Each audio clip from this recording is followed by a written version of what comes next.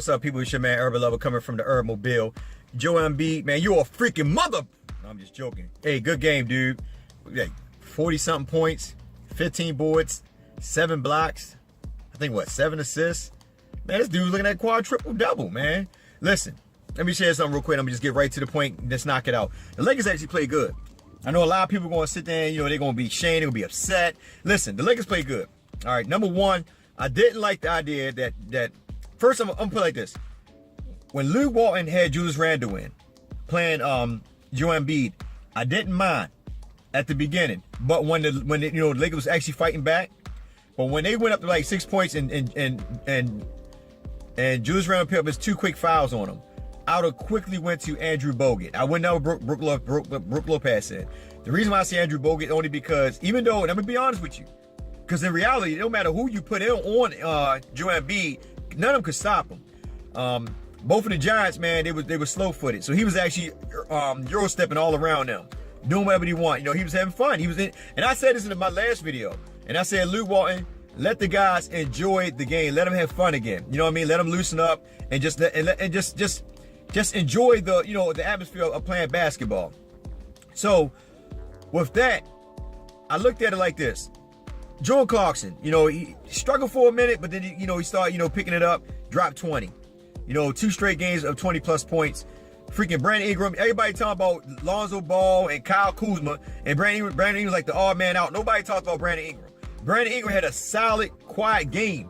26 points, 11 boards. You know what I'm saying? Doing his thing, man. Because why? The hype should have really been Ben Simmons versus Brandon Ingram, not freaking Ben Simmons versus Lonzo Ball. Lonzo Ball, like I said before, I like what Luke Walton is doing. I said it a videos back. I said Luke Walton need to start sitting him down. Because here's the thing. If he's not making the shots, you cannot have him in during crucial moments because it's going to cost you the game. You got to put your veteran people that you can count on at that precise time. Until Lonzo Ball figure it out, then we can start, implementing them in. Do the same way you did Brandon Ingram, the same way you should be doing Lonzo Ball. Forget about the hype, forget about the foolishness and all the other dumb stuff. At the end of the day, it's about winning basketball. You put the hot hands in, the cold hands sit on the bench. I don't care who you are. That's simple put. Right now, the Lakers are a young team that's trying to find an identity. So in retrospect of that, you put the best players in, period. Now, I'm going to tell you eventually this lineup is going to work. Because this is what I would have went to. I keep telling you guys over and over again. I would have went to Andrew Bogut at the center. Brook Lopez, I like him offensive-wise, but defensive-wise, he's even worse than Andrew Bogut. Andrew Bogut's not a bad defender. He's probably more physical than, he is more physical than Brook Lopez. Brook Lopez don't give you no defense. I mean, he tries. I ain't going to knock the man. But I'm telling y'all, Brook Lopez is getting those Moscow minutes because he don't play no D. I told y'all guys that. It ain't all about offense. That's what Luke Walton said. It ain't all about offense. And, we don't really talk too much about him. And, and it's only, a couple games in. I'm not going to exaggerate and go off and say, he might not get signed, but I believe he ain't going to get signed. But anyway, Andrew Bogut should have been in center. Julius Randle should have been at the power forward spot. Kuzma should have been at the small forward spot. Jordan Clarkson and Brandon Ingram at the backcourt. The reason why I say KCP, for the simple fact is, KCP played pretty good defense, but the guards weren't really doing too much. And he had another bad shooting game. He was like 4 for 11. I would have put Brandon at that too. I would have mixed it up a little bit, man, because at the end of the day, we were playing Philadelphia basketball. We weren't playing Laker basketball. The whole game, all we were doing was doing half-court sets. Half-court sets. Why? Because at the beginning, we took the ball Lonzo Ball's hand. If you notice, Brandon Ingram was bringing the ball down. KCP was bringing the ball down. When you do that, it disrupts Lonzo Ball game. He's in a spell. I cannot get going. It's the same thing happened to D'Angelo Russell, but, y'all ain't going to pay attention to that. Lonzo Ball need a ball in his hand in order for it to work. And at the beginning of the game, I'd have actually got Lonzo Ball more involved in the offense. Not saying he had to score, but as in setting the players up. He only had like 2 assists. He barely had the ball. And that's the thing. Okay, I don't mind. That's why I say I'd rather for him to Brandon Ingram to be in the backcourt. Lonzo Ball bring the ball down. He get jammed up. He get to Brandon Ingram. But Luke Walton is trying to run that Golden State offense where as soon as the ball come off the rim, whoever got it run.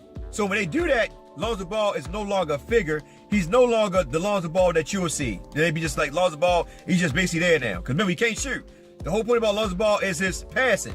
If Lonzo Ball don't get the ball, guess what? He's nothing to the team. So you got to look at it. You got to pay attention. Julius Randle grabbed a rebound, he gone. KCP grabbed a rebound, he gone. Brandon Ingram grabbed a rebound, he gone. You know what I'm saying? And when he kick out Jordan Clarkson, the only one to say, give me the ball. Lonzo Ball don't say that. He's very passive. He don't say like give me the ball and I'm like that. I guess because he's rookie and he feel like he don't want to step his ground. I don't know. I can't really speak for the brother because I'm not the brother. But at the end of the day, he doesn't call for the ball. JCP, if you ever watch, JC, if you ever watch him, when Julius Randle get the ball off the rim, they start running. You see Jordan Clarkson like give me the ball, give me the rock. He's taking control of the game.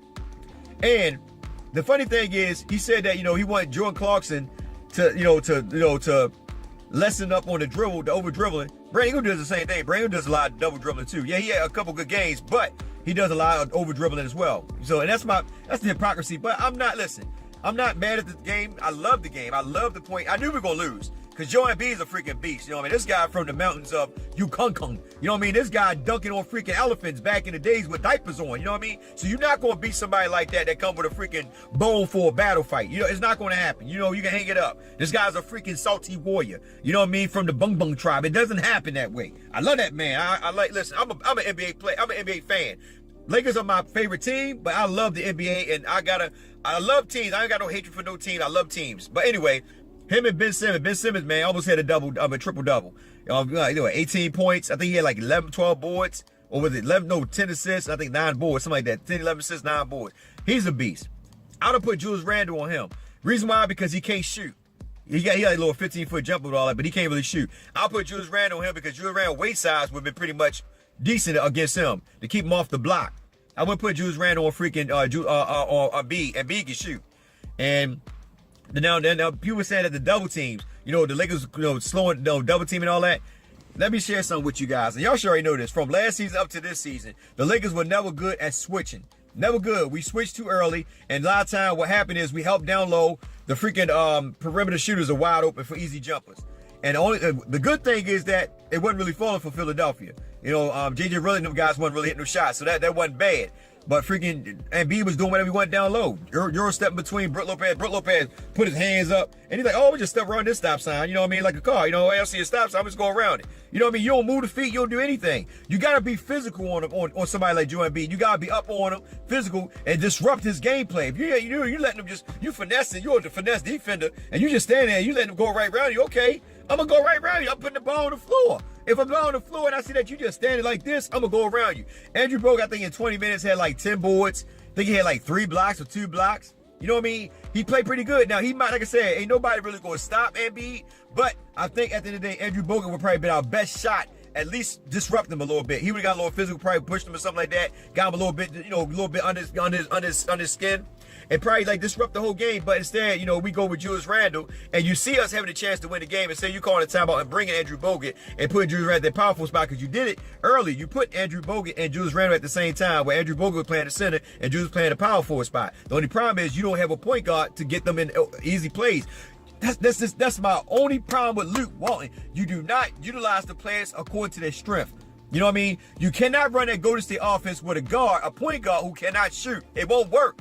So instead, play according to the style that you can set up for these players right now until Lonzo Ball get his jump shot down. I pray he does. But until he get his jump shot down, then you can go ahead and set that Golden State offense. It's not going to work with a guard who cannot shoot. You got to let the boys get the ball off the rim, give it to Lonzo Ball, and let Lonzo Ball run it.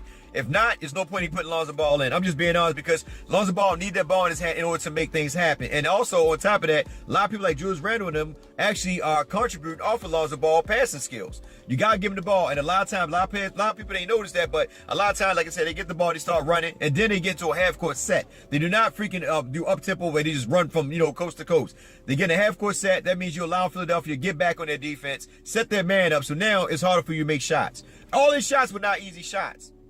Think about it. Lonzo Ball, when he got the ball, most of his shots easy shot. But all his shots were easy shot. They were a lot of forced shots, a lot of shots that were basically